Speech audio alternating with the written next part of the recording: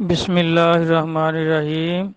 یہ کسی بھائی صاحب نے پوچھا ہے کہ کیا عرس جائز ہے؟ تو میرا بھائی دیکھیں، ہر دین ہر مذہب میں دو گروہ ہوتے ہیں۔ ایک اس مذہب کے درویش یعنی اولیاء کرام، دوسرے اس مذہب کے مولوی یعنی علماء۔ جس طرح پیچھے دیکھیں، یہود و نصارہ میں بھی پادری جو تھے وہ ان کے مولوی تھے، علماء تھے، اور راہب جن کو کہتے تھے وہ ان کے دین کے درویش تھے یعنی بزرگ تھے، ولی تھے۔ تو یہ شروع سے ہی، جب سے آدم علیہ السلام تشریف لائے اس وقت ہی، آپ کے پیدا ہوتے ہی یہ دو گروہ بن گئے تھے۔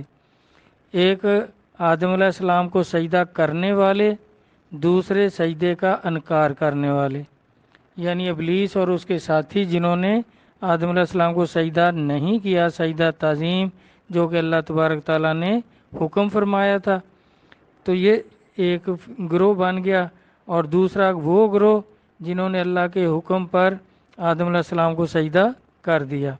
تو یہ شروع سے ہی یہ دونوں گروہ چلتے آ رہے ہیں۔ ابلیس کا گروہ بھی چلتا آ رہا ہے، اور آدم علیہ السلام کا بھی۔ آدمیت جب تک ہے شیطانیت بھی رہے گی، اس طرح اس کے آگے شیطانیت بھی ہے، رحمانیت بھی ہے۔ جس طرح آگے آ کر حسینیت بھی ہے اور جزیدیت بھی ہے۔ کوئی چیز بھی جب پیدا ہو جاتی ہے تو پھر وہ ختم نہیں ہوتی، یہ قیامت تک، حشر تک چلتی رہے گی۔ اس طرح یہ علماء کرام، مولوی لوگ، یہ بھی چلتے رہیں گے، اور جو اولیاء کرام ہیں وہ بھی، ان کا گروہ بھی چلتا رہے گا۔ تو اولیاء کرام جو ہیں وہ ہمیشہ حق پر ہیں۔ ان کے بارے میں دیکھیں، یہ جو مولوی ہیں ان کے بارے میں تو کتنی احادیث مبارکہ آئی ہیں کہ یہ سارے دوزخی ہیں۔ ابن ماجہ اور حدیث نمبر 3993، یہ سیاہ ستہ میں ہے ابن ماجہ، اس کی یہ حدیث دیکھ لیں کہ نصارہ کے 71 فرقے ہوئے، سارے دوزخی، اور حضور نے فرمایا میری امت کے 72 فرقے ہوں گے، سارے دوزخی ہوں گے، اور ایک جماعت ہوگی اور اس کے ساتھ لگنے والے لوگ وہ جنتی ہوں گے، یعنی اولیاء کرام اور ان کے ماننے والے۔ تو اس طرح یہ دونوں گروہ چلتے آ رہے ہیں، چلتے رہیں گے۔ یہ عرس وغیرہ جو ہے یہ اولیاء کرام میں جائز ہے، اولیاء کرام سب اس کو جائز سمجھتے ہیں، اور اولیاء کرام کے ہی عرس ہوتے ہیں۔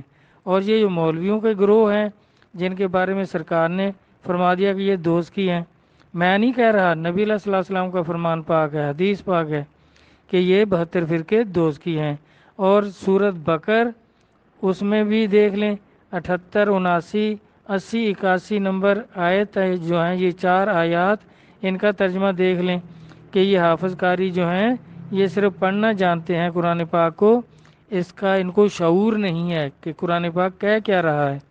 پھر اللہ تعالیٰ فرماتے ہیں اگلی آیت میں کہ یہ آپ خود کتابیں لکھتے ہیں اور کہتے ہیں یہ بھی آسمانی کتابیں ہیں، اور یہ جو تویز گنڈوں کی کتابیں انہوں نے لکھی ہوئی ہیں، جیسے احمد رضا نے شمع شبستان رضا لکھی ہے اور اس میں تویز گنڈے لکھے ہوئے ہیں، اور وہ پھر اللہ تعالیٰ فرماتے ہیں ان کو بیچتے ہیں، اس سے کمائی کھاتے ہیں اس کی، تو یہ کمائی ان کے لیے نقصان دہ ہے، کوئی اچھی نہیں ہے۔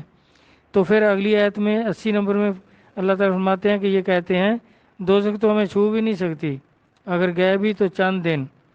تو اگلی 81 نمبر آیت میں اللہ تعالیٰ فرماتے ہیں کیا میرا ان سے کوئی وعدہ ہے کہ میں ان کو جنت میں جانے دوں گا، معاف کر دوں گا؟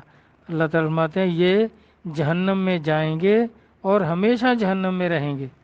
تو اس طرح اگر ان فرقوں کے بارے میں میرا بھائی کسی کو کوئی حدیث ہو کہ یہ جو دوزخی فرقے ہیں کبھی بھی دوزخ سے نکلیں گے، قرآن پاک کی کوئی آیت ہو کہ یہ جن کو اللہ تعالیٰ یہ سورۃ بقر کی ان آیات میں فرما رہے ہیں کہ دوزخی ہیں اور ہمیشہ دوزخ میں رہیں گے، کیا کوئی آیت ہے کہ یہ کبھی نکل آئیں گے؟ تو اس طرح یہ جتنے بھی فرقے ہیں یہ عرس کو جائز نہیں کہتے، کیونکہ یہ ہیں ہی گمراہ، کیونکہ نبی پاک صلی اللہ علیہ وسلم فرما رہے ہیں کہ یہ دوزخی ہیں، دوزخی تو اس کو جائز نہیں کہتے۔ تو جو اولیاء کرام ہیں، جو جنتی ہیں، جن کی بزرگی اللہ نے بیان فرمائی ہے، اور نبی صلی اللہ علیہ وسلم نے فرمایا کہ میری امت کے ولی جو ہوں گے وہ مثل انبیاء بنی اسرائیل ہوں گے، اور بنی اسرائیل میں بھی ولایت اور اس کے تصرف اور ان کی دعاؤں کی قبولیت قرآن سے ثابت ہے۔ تو اس طرح میرا بھائی یہ جو اولیاء کرام کی جماعت ہے یہ تو جائز رکھتے ہیں اور اس کو جائز کہتے ہیں، ان پر ان کا عمل ہے۔ جیسے آپ اپنے ملک میں دیکھتے ہیں داتا صاحب کا عرس ہوتا ہے، بابا فرید گنج شکر رحمۃ اللہ علیہ ان کا عرس ہوتا ہے، بلے شاہ صاحب کا عرس ہوتا ہے، باہو سلطان صاحب کا عرس ہوتا ہے، انڈیا میں خواجہ غریب نواز، خواجہ محبوب الہی نظام الدین اولیاء اور خواجہ قطب صاحب، کتنے اللہ کے ولی ہیں، سب کے عرس ہوتے ہیں۔ اور اس کا قرآن پاک میں بھی یہی حکم ہے کہ صراط الذین انعمت علیہم، کہ ان لوگوں کے راستے پر چلو جن پر میرا انعام ہوا ہے۔ تو انعام والے بندے اللہ نے خود فرمائے ہیں آگے سورۃ مائدہ میں کہ نبیین و صدیقین و شہداء و صالحین و حسن اولئک رفیقا، کہ میرے انعام والے بندے جو ہیں سب سے پہلا انعام جو ہے وہ نبوت ہے، پھر صدیق ہیں یعنی اولیاء کرام، یعنی ابو بکر کو صدیق کہتے ہیں۔ مولوی اس کا معنی بھی کرتے ہیں صدیق کے معنی سچا، حالانکہ صادق کا معنی سچا ہوتا ہے، صدیق وہ ہوتا ہے جو صادق کی تصدیق کرتا ہے۔ ابو بکر کو صدیق کہتے ہیں، نبی علیہ الصلوۃ والسلام کو صادق کہتے ہیں۔ مولویوں کو سارے دھوکے ہی دھوکے ہیں بھائی، یہ انہوں نے اپنے اوپر آپ ظلم کیا ہوا ہے، کسی اللہ کے ولی کی بات نہیں مانتے، اپنے فرقے بنا رہے ہیں، بناتے رہیں گے اور جہنم داخل ہوں گے۔ تو اس طرح اللہ تعالیٰ تو انعام والے بندوں کے راستے پہ چلنے کا فرما رہے ہیں۔ تو یہ اس میں دیکھ لیں، نبی ہیں، صدیق ہیں یعنی صحابہ کرام اور اولیاء کرام، پھر آگے کیا ہے شہید اور صالحین۔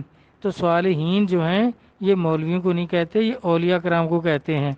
تو اولیاء کرام سب دیکھیں عرس کرتے آ رہے ہیں، جیسے خواجہ غریب نواز قدس اللہ سر العزیز کا وصال پاک ہوا تو ان کا عرس کس نے منایا؟ خواجہ قطب الدین بختیار کاکی قدس اللہ سر العزیز، جو آپ کے خلیفہ اعظم تھے، آپ کے عرس کا بندوبست کرتے تھے، اور آپ کا عرس یہ 6 رجب کو ہوتا ہے اور 3 دن ہوتا ہے۔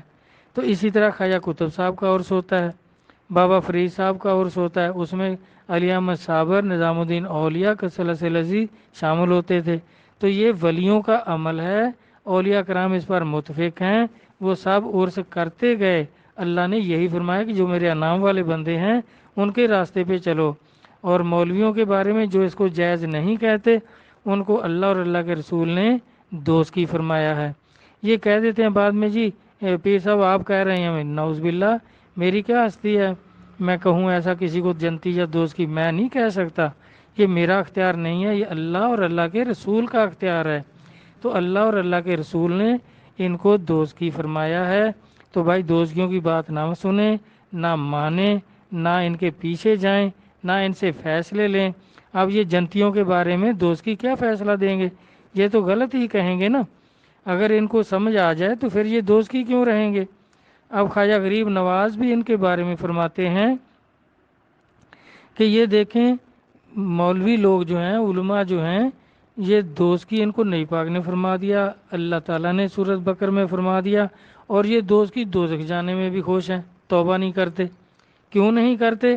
اب دیکھیں ابلیس کو اللہ تعالیٰ نے اس کے سامنے کہا نا کہ تو لعنتی ہے، دوزخی ہے، روز جزا تک نکل جا میرے دربار سے اور تو یہ جہنم داخل کروں گا۔ اب اس نے کیا توبہ کر لی؟ اب اس کو تو کوئی مغالطہ نہیں ہے نا کہ یہ اس نے کسی کتاب میں تو نہیں پڑھا کہ یہ سمجھ گیا ہوگا کہ یہ میرے بارے میں نہیں ہے۔ اللہ تبارک تعالیٰ تو اس کو سامنے کہہ رہے ہیں کہ تو دوزخی ہے، لعنتی ہے، میرے دربار سے نکل جا۔ تو اس نے توبہ نہیں کی۔ اب جس کے اندر وہ گھسا ہوا ہوتا ہے بھائی وہ بھی غلطی کرے گا، گناہ کرے گا اور دوزخی بنے گا، لیکن توبہ نہیں کرے گا، کیونکہ اس کے اندر جو بیٹھا ہے وہ اس کو توبہ کرنے نہیں دیتا۔ اسی طرح اگر اندر ایمان ہو تو ایمان کی بات سمجھ میں آتی ہے، اگر اندر شیطان ہو تو پھر شیطان کی بات سمجھ میں آتی ہے، شیطان کی طرح ضد کرتا ہے آدمی، ایمان چھوڑ دیتا ہے، ضد نہیں چھوڑتا، جس طرح ابلیس نے ضد نہیں چھوڑی، جہنمی ہو گیا، حالانکہ فرشتوں کا معلم تھا، استاد تھا، اس کو تو سب سے اول میں سجدہ کرنا چاہیے تھا، لیکن نہیں، اس کے اندر تکبر تھا۔ جس طرح یہ آج کل کتنے لوگ جو ہیں تکبر میں بھرے ہوئے ہیں، دوسروں کو کافر کہتے ہیں، اپنا پتہ نہیں۔ تو اللہ تبارک تعالیٰ قرآن و حدیث کو سمجھنے کی توفیق عطا فرمائے، اولیاء کرام کے عقائد اور ان کے تصرفات اور ان کے مراتب کو سمجھنے کی بھی توفیق عطا فرمائے۔ اللہ تعالیٰ نے اولیاء کرام اور ان کے اختیارات اور ان کے تصرف کے بارے میں قرآن پاک میں کتنی جگہ فرمایا، جیسے آصف بن برقیہ، وہ بھی اللہ کا ولی تھا، سلمان علیہ السلام کا صحابی تھا، اس نے بلقیس کا تخت جو تھا وہ آنکھ جھپکتے لا کے رکھ دیا، جو اس کی کرامت ہے، اس کا تصرف ہے۔ اس طرح خضر علیہ السلام ہے، بلم بور کا واقعہ ہے۔ تو یہ کتنے واقعہ ایسے ہیں جو نبی کی مخالفت، عقائد غلط ہونے سے، دیکھیں بلم بور جو تھا وہ کافر ہو گیا اور جہنمی ہو گیا۔ تو اللہ تبارک تعالیٰ نبیوں کی بے ادبی، پنجتن پاک کی بے ادبی، اولیاء کرام کی بے ادبی سے بچائیں، کیونکہ ہر جرم کی معافی ہے، لیکن یہ بے ادبی جو ہے اس کی معافی نہیں ہے۔ جس طرح شیطان نے آدم علیہ السلام کی بے ادبی کی کہ میں اس سے بہتر ہوں، میں سجدہ کیوں کروں، تو اس کو دیکھیں معافی نہیں ہوئی۔ اور باقی جو گناہ ہیں، لغزشیں ہیں، کوتاہیاں ہیں، نماز میں کوتاہی ہو گئی، روزے میں کوتاہی ہو گئی، تو یہ تو معاف ہو جائیں گی، لیکن اگر کسی ولی یا نبی کی بے ادبی ہو گئی یہ معاف نہیں ہوگی۔ قرآن و حدیث سے یہی ثابت ہے۔ اللہ رسول قرآن و حدیث اور اولیاء کرام کی تعلیم کو سمجھنے کی توفیق عطا فرمائیں۔ آمین۔ اللہ حافظ۔